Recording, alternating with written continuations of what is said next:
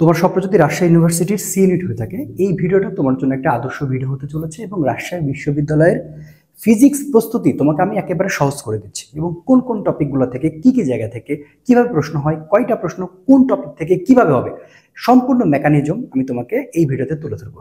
আসো আমরা স্টার্ট করি। তো দেখো, যে আমি এটা এক প্রকার সুপার সাজেশনই বলতে পারো, যে আসলে সুপার সাজেশন আমি তোমাদের সাথে শেয়ার করছি সি ইউনিটের জন্য। দেখো এখন মোটামুটি কিন্তু সময় কিন্তু খুব বেশি নেই, যেহেতু আমরা রাজশাহী ভার্সিটি যদি 16 জানুয়ারি পরীক্ষা মানে আমরা দেখি যে হচ্ছে, তাহলে আমাদের কিন্তু সময় খুব একটা বেশি নেই। এবং রাজশাহী ভার্সিটি তোমরা অবশ্যই জানো যে মাত্র 3.5 থাকলে তুমি পরীক্ষাগুলো দিতে পারবা। এবং এখানে কিন্তু স্পেশাল সাবজেক্ট খুব একটা বেশি রিকোয়ারমেন্ট নেই যে তোমার আসলে কোনো অসুবিধা হবে। এখন আসলে ফিজিক্সের প্রস্তুতি, ফিজিক্সের কোশ্চেন থাকে 25টা।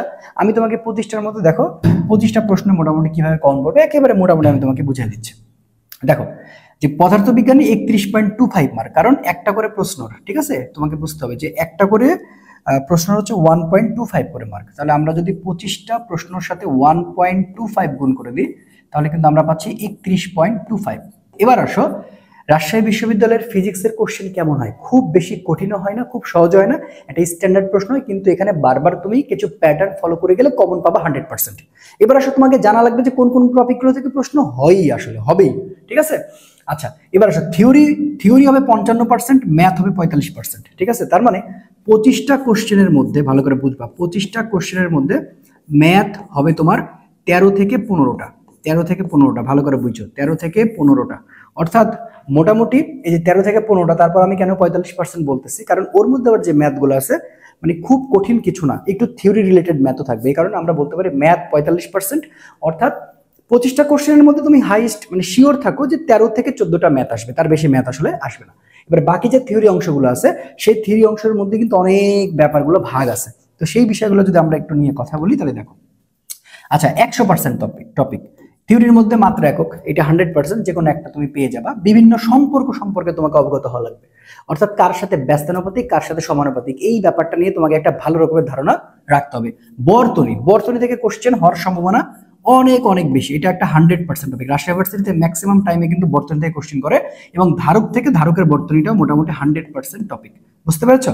আচ্ছা, এবার আসো ম্যাথ, ইয়ং এর গুণাঙ্ক, এটা একটা 100% ম্যাথ। যদি রাজশাহী ইউনিভার্সিটিতে ম্যাথ দেয়, ইয়ং এর গুণাঙ্ক থেকে ম্যাথ আসার পসিবিলিটি অনেক বেশি। আরেকটা ম্যাথ আসার পসিবিলিটি, সেটা হচ্ছে ইয়ং দ্বিতীয়। আমি কিন্তু এগুলো 100% টপিক, মানে এগুলোর মধ্যে আসতেই হবে।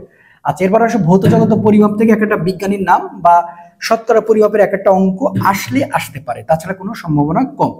সংখ্যা পদ্ধতির রূপান্তর তুমি ফিজিক্সে না পেলে আইসিটিতে পাচ্ছ 100%। সংখ্যা পদ্ধতি একটা রূপান্তর তুমি পেয়ে যেতে পারো। বিভিন্ন গেট থেকে একটা প্রশ্ন হতে পারে। বিভিন্ন প্রকার সূত্র সমীকরণ, ইয়েস, দ্য মোস্ট ইম্পর্টেন্ট, এটাকে আমরা 1000% বলতে পারি যে সূত্র সমীকরণ তুমি 3 থেকে 4টা কমন পেতে চলেছো। তাহলে সূত্র সমীকরণের কনভারসেশন তোমাকে জানা লাগবে। লেখচিত্র আরেকটা 100%, এখানে লেখচিত্র থেকে তুমি একটা কোশ্চেন 100% পেতে চলেছো, অর্থাৎ লেখচিত্র সম্পর্কে তোমার একটা ভালো ধারণা রাখা লাগবে। এবং আরেকটা হচ্ছে সংখ্যাগত মান। তো সংখ্যাগত মান মানে কোনগুলো বলো তো? সংখ্যাগত মান হচ্ছে তোমার হচ্ছে ধ্রুবমান।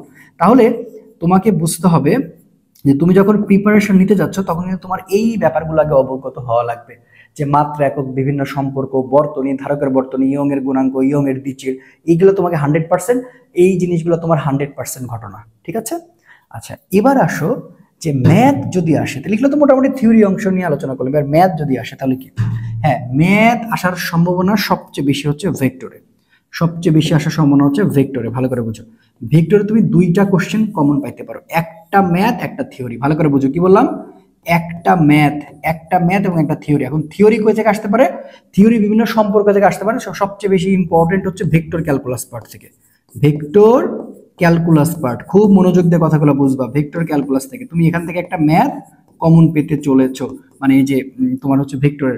এন্ড ভেক্টরের কোন কোন ম্যাথ আসতে পারে? লম্ব বিক্ষেপ, লম্ব বিক্ষেপ আসার সম্ভাবনা বেশি। এরা পরস্পর সমান্তরাল বা পরস্পর লম্ব হওয়ার শর্তে এখান থেকে আসার সম্ভাবনা বেশি। আর না হলে সবচেয়ে বেশি হচ্ছে ডাইভারজেন্স, সবচেয়ে বেশি আসে ডাইভারজেন্স।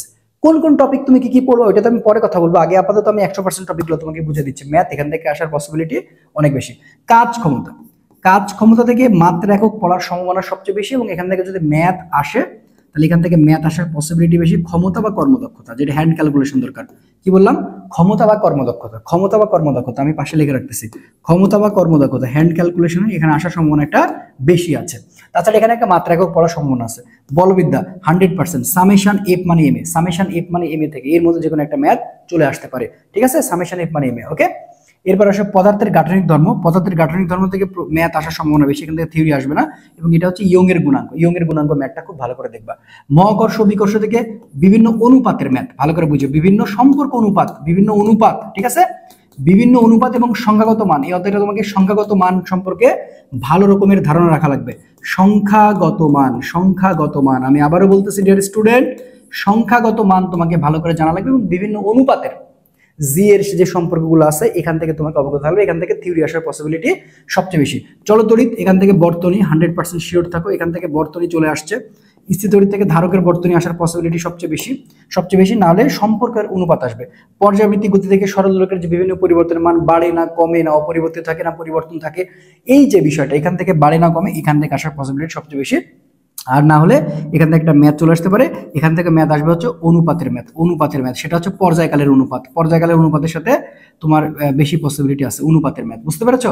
আদর্শ গ্যাস, এই অধ্যায় থেকে তুমি থিওরি পেতে চলেছো, এখান থেকে থিওরি বা সংখ্যাগত মান সবচেয়ে বেশি আসবে, এখান থেকে ম্যাথ আসার পসিবিলিটি নেই। এবং অর্ধায়ু ম্যাথ আধুনিক পদার্থবিজ্ঞান সূচনা থেকে সবচেয়ে বেশি, এবং আধুনিক পদার্থবিজ্ঞানের সূচনা থেকে বর্তমান নভোচারীর বয়স বা যে কোনো একটা ম্যাথ চলে আসতে পারে। আধুনিক পদার্থবিজ্ঞানের সূচনা থেকে ম্যাথ আসার পসিবিলিটি সবচেয়ে বেশি। ভৌত আলোক বিজ্ঞান থেকে ইয়ং এর দ্বিচিড়, ইয়ং এর দ্বিচিড়, ইয়ং এর দ্বিচিড়। আর বাকি থাকলো হচ্ছে তাপগতিবিদ্যা।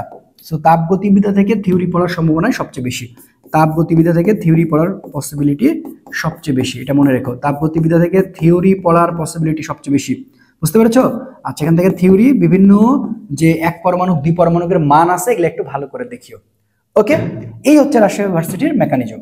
এবার আসো শর্ট সিলেবাসের বাইরে, মানে যদি আমাকে বলছে যে শর্ট সিলেবাস, তারপরে শর্ট সিলেবাসের বাইরে গতি অধ্যায় থেকে সবচেয়ে বেশি আসার সম্ভাবনা হচ্ছে পর্যায়কাল নির্ণয়, পর্যায়কাল, বুঝতে পেরেছো? পর্যায়কাল নির্ণয় বা প্রাসের কিছু জাস্ট ইকুয়েশন, অর্থাৎ প্রাসের সমীকরণগুলো তোমাকে একটু মাথায় রাখা লাগবে, বুঝতে পেরেছো? ওটা আমি তোমাকে ক্লাসে দেখাই দিব। আর তরঙ্গ থেকে দশা পার্থক্য, তরঙ্গ থেকে তোমাকে দশা পার্থক্য সম্পর্কে একটা ম্যাথ তোমাকে করে যেতে হবে, দশা পার্থক্য থেকে তুমি একটা ম্যাথ কমন পেয়ে যেতে পারো। আর চৌম্বক প্রবাহ সেকেন্ড পার্টের, এখান থেকে বিভিন্ন প্রকার যে চুম্বক আছে না, প্যারা, তারপরে হচ্ছে তোমার হচ্ছে ডায়া, ফেরো, এই বিভিন্ন প্রকার চুম্বকের উদাহরণ, বিভিন্ন প্রকার চুম্বকের উদাহরণ এখান থেকে একটা আসার সম্ভাবনা আছে, বিভিন্ন প্রকার চুম্বক। আর আরেকটা ম্যাথ আছে তোমার হচ্ছে একটা, যে যদি তোমার হচ্ছে যে কুণ্ডলীর তার হচ্ছে সোজা হয় আর একটা হচ্ছে গোলাকার হয়, তাহলে এখানে দুটো সূত্র আছে, যে সোজা হলে সূত্র হচ্ছে মিউ নট এন আই, ঠিক আছে, ওকে, 2 পাই আর। আর যদি বৃত্তাকার হয় তাহলে হচ্ছে মিউ নট এন আই তোমার 2 আর। এই দুটা সূত্র দিয়ে তুমি হুবহু প্রশ্ন কমন পেতে পারো রাজশাহী ইউনিভার্সিটিতে। আর আরেকটা আসতে পারে তোমার হচ্ছে প্রতিসরাঙ্ক নির্ণয়, একজনের সাপেক্ষে আরেকজনের প্রতিসরাঙ্ক নির্ণয়, অর্থাৎ আমরা এটা প্রতিসরাঙ্ক নির্ণয়টা কিন্তু সবচেয়ে বেশি আসতে পারে, প্রতিসরাঙ্ক নির্ণয়, যেটা আমরা ভৌত আলোক বিজ্ঞানে পেয়ে যাব। প্রতিসরাঙ্ক নির্ণয়টা আসার সম্ভাবনা সবচেয়ে বেশি, একজনের সাপেক্ষে আরেকজনের প্রতিসরাঙ্ক নির্ণয়। এই হচ্ছে রাজশাহী ইউনিভার্সিটির আসলে ইতিহাস।